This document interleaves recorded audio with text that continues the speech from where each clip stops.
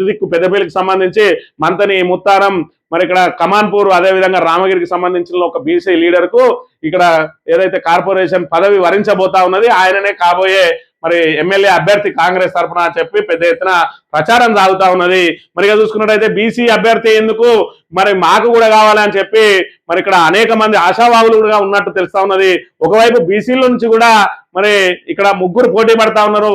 ఏదే మన ముత్తారం నుంచి సదానందము, అదేవిధంగా రామగిరి నుంచి తొట్ల తిరుపతి, అదేవిధంగా తోట చంద్రయాలు కూడా మరి ఇక్కడ బీసీ అభ్యర్థిగా మేము కూడా బలమైన అభ్యర్థులం అని చెప్పి వీళ్ళు పోటీ పడతా ఉన్నారు.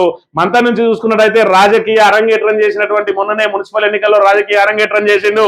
మరి ఇక్కడ ఆయన ముందు చూపుతోటి రాబోయే రోజులలో కొత్త నియోజకవర్గాలు ఏర్పడబోతా ఉన్నాయి, ఎమ్మెల్యే అభ్యర్థిగా మేమే నిలబడతామని చెప్పి ఆయన పెద్ద లాయర్ గా ఉన్నాడు. మరి సయేందర్ రెడ్డి మరి నీకు ఈ కౌన్సిలర్ పదవి ఎందుకయ్యా, ఇక్కడ చైర్మన్ కూడా మరి బీసీకి అయింది కదా అని అంటే లేదు రాజకీయంగా ముందుకు ఎదగాలంటే కింద నుంచి స్టార్ట్ చేయాలన్నట.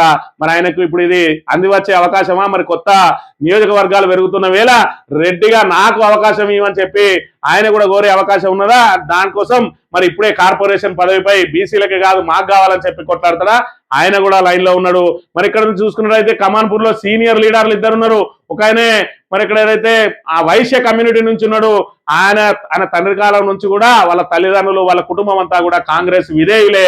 మరి ఆయన ఎంపీపీగా చేసినప్పటికీ కూడా పాపం మధ్యలోనే ఆయన పదవిని ఊడవీకిండు ఏదైతే అవిశ్వాసంతో. అప్పటి నుంచి కూడా ఆయన కాంగ్రెస్ కు విధేయునిగానే ఉన్నాడు, కానీ ఆయన మాత్రం పదవులు ఏమీ లభించలేదు. మరి ఇప్పుడు ఆయన మరి ఇక్కడ ఏదైతే కార్పొరేషన్ పదవి తీసుకొని ఆయన ఎమ్మెల్యే రేస్ లో ఉంటాడా?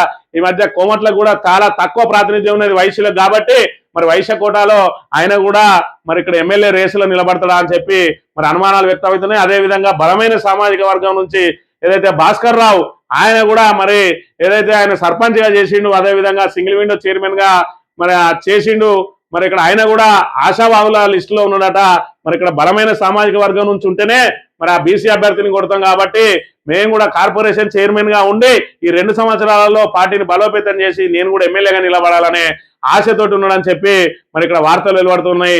మరి మొత్తంగా మరి ఇంకా ఏదైతే ఈ కార్పొరేషన్ చైర్మన్ల పదవి మరి ఇక్కడ నింపబోతా ఉన్న తరుణంలో మరి ఇప్పుడే ఏదైతే నియోజకవర్గాల సంఖ్య పెరుగుతున్న తరుణంలో కార్పొరేషన్ చైర్మన్ అనేది ఇక్కడ దానికి ఏదైతే ఒక దారిలాగా ఏర్పడబోతా ఉన్నది. రేపటి రోజున మరి ఎమ్మెల్యేగా నిలబడడానికి అర్హతగా భావించబోతా ఉన్నారు కార్పొరేషన్ చైర్మన్ పదవి.